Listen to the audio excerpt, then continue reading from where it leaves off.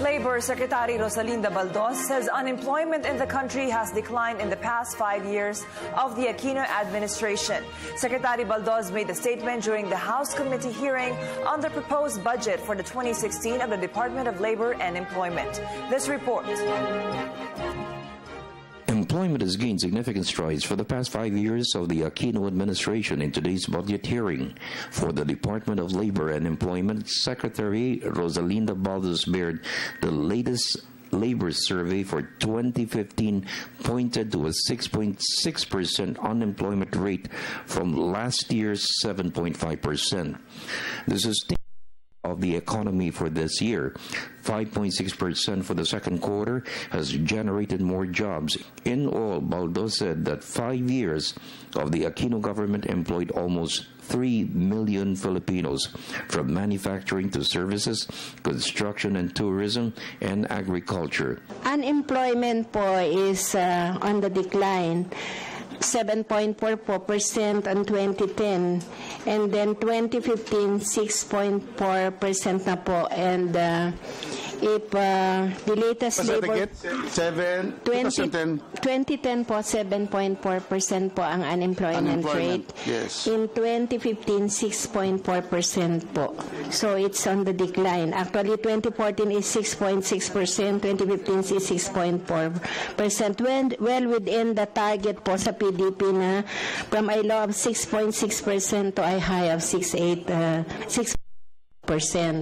So if the GDP will continue as it is on the rise, and the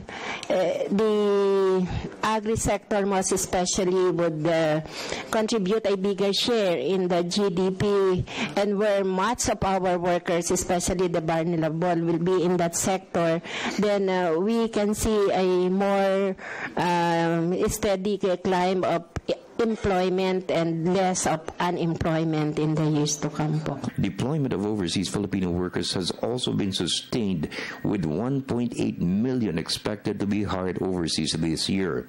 For the first semester, 1.2 million were recruited, from land-based to sea-based workers. Land-based include professionals and skilled workers.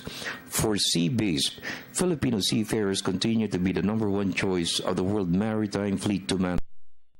They account for 5% of the $27 billion remitted by OFWs in 2014. In 2014, for instance, there was a 22% increase for seafarers between 2014 and 2013. So the outlook seems to be good for seafarers. For land-based workers, and this goes the same with the sea-based workers, obviously there is still a strong demand for Filipino workers given the quality of services, especially of the semi-skilled and skilled sets. However, sir, I would still qualify my response to the realities of the global situation. We are experiencing right now certain economic challenges in the world over, of course, political and security issues.